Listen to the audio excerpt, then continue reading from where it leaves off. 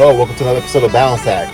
My name is Juan, and before I get started, I just wanted to recommend someone I just stumbled across. His name is mikerashid, and he has a podcast called Savage Mind, Civil Body, or it might be the other way around. It might be Civil Mind, Savage Body. Dope brother, highly recommend him. Just discovered him yesterday, as a matter of fact, and I listened to one of his episodes. He's interviewing a woman. I think she's a well-known model or a influencer.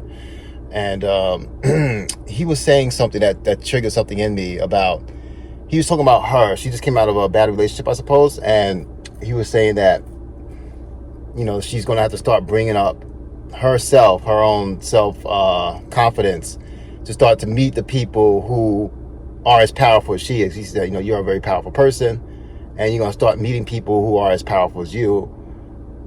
And that can be scary. And it got me thinking. I was like, that's so true with all of us. Start to get what you want, which is one thing they were talking about. Starting to get what you want is frightening, especially if you believe you don't deserve it. Now, you deserve everything in this world that you can possibly get. You are source energy. You are God incarnate. All that's within you. You have a soul that's directly connected to God. So all that's true, right? But we, along our journeys, will stop believing that. We know it clearly as children, but then things will happen to us. Bullying will happen to us. People who don't feel that way about themselves see you in their vicinity and say, well, I don't believe that about myself. How could you believe that? Because I know you. And the people who I know aren't better than me.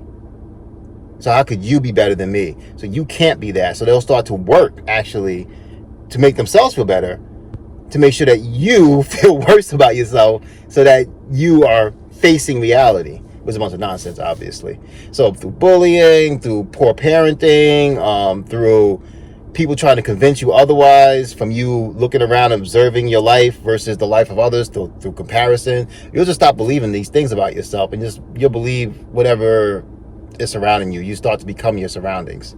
You start to become the people who you socialize with, and that can be very negative. And if you're one of those people, so, as I am and was, it will affect your view of yourself. You'll start to view yourself as this person who doesn't deserve good things. So then as you start to come out of that and you start to do the practices that allow you to become who you truly are, then you'll start to meet people who reflect who you truly are.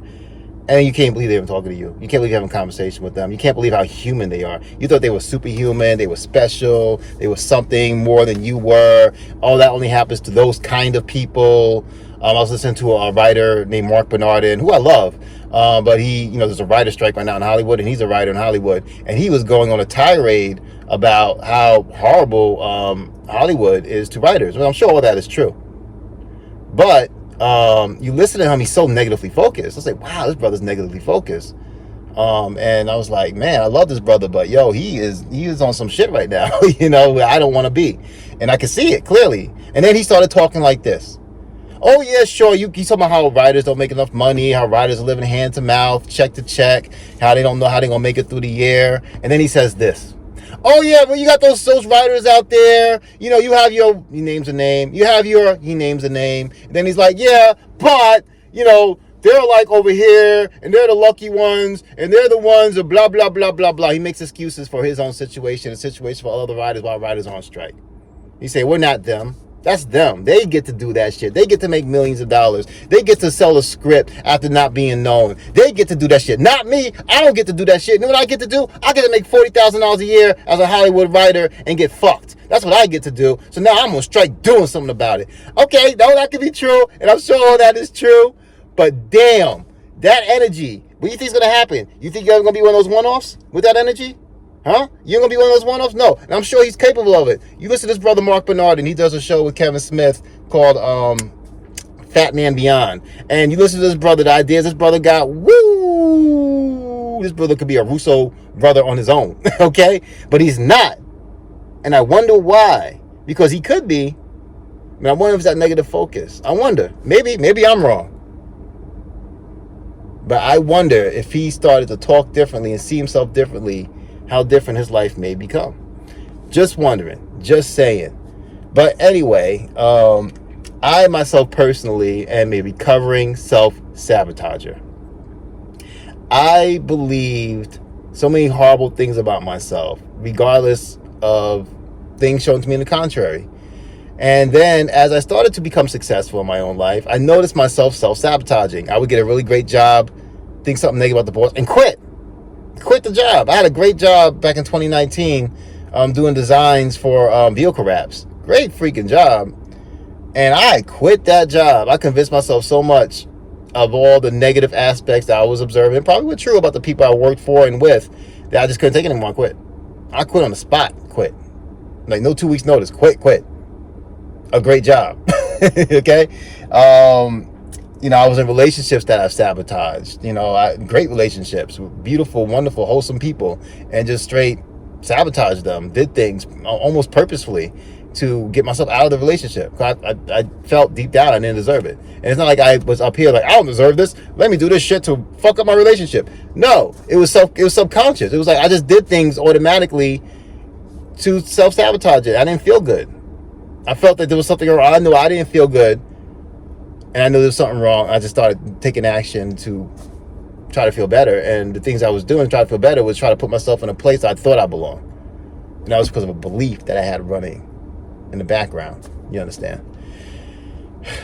So I had to ask myself, why? Why am I doing this to myself? Why am I self-sabotaging? And then I realized it. It was because of things I believed about myself, because of things that was shown about me. I had friends growing up. I'm not blaming these friends, because this is on me, the decisions that I made. But I had friends growing up where they were incredibly jealous of me, and I didn't realize it. I didn't realize at the time. I was just in love with these friends of mine. I just thought they were great people. We had a lot of fun together, and I loved them. And I absolutely loved them. I trusted them with everything.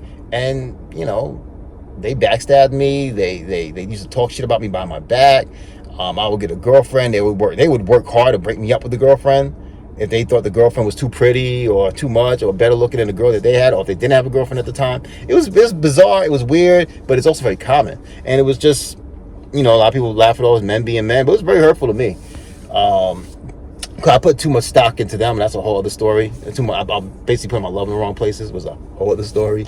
But nonetheless, it created a complex within me that basically told me that I don't deserve to have the things that I want. Because anytime I would get something, then I would get excited about it, and it was something that they didn't have, or they perceived themselves not being able to have, they for some reason thought I didn't deserve it, so therefore they would work hard to take it away from me. So you don't deserve that, I deserve that, how dare you get that before me, I deserve that, fuck you, I'm taking it, it's mine, you don't deserve it. So they would get like just toxically competitive in that way with me.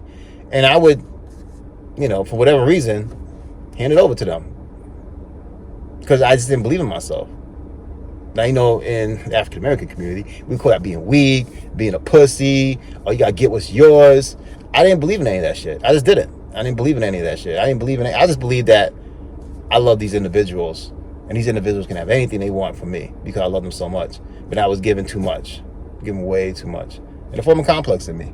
And so the only way I was able to get over that complex was, first of all, acknowledging it, observing it, and then starting to work hard on basically telling a different story. Stop being a victim of this. Oh, this happened to me when I was 12 or 13 or 16 or 18 or whatever, therefore I'm this. No, fuck that. I made a decision to become that because of something I experienced, and now I'm making a decision to go the opposite direction. That's what's happening now, you see. So,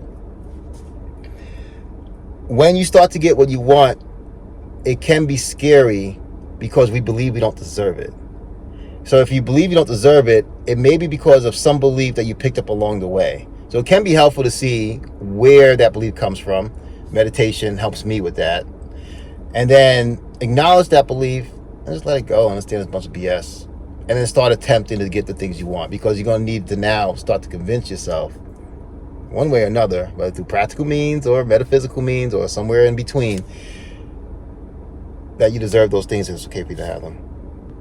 It's okay for you to have the girlfriend you want, the boyfriend you want. It's okay to have the relationship you want. It's okay to have the job that you want. It's okay to make $100,000 a year, $200,000 a year. It's okay for you to take that personal time for yourself. It's okay to take that vacation, even though everyone in your friend group is basically giving you the middle finger as you do it. And it's okay to lose those friends too, because they're probably not friends in the first place. Every human being is self-centered, self-included, all of us are self-centered. We want to have things that make us feel better. Even if we're doing things for other people, we're doing them in the hope that'll make us feel better. Even when we sacrifice, we're doing it hoping for a reward afterwards. So it's okay. Sometimes selfish is self-care. And that's the damn truth. So believe in yourself. Understand you deserve the things that you want. And find a way to coax yourself out of the disbelief.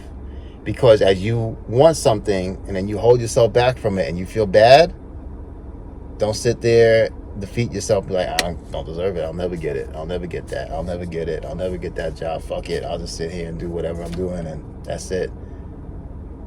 Because the reality you're living right now is old news. It's time to step into the reality you created. Think about that. And that's it for this week. Thank you for watching another episode. May you find the balanced path between the metaphysical and the practical to your own well-being. I love you.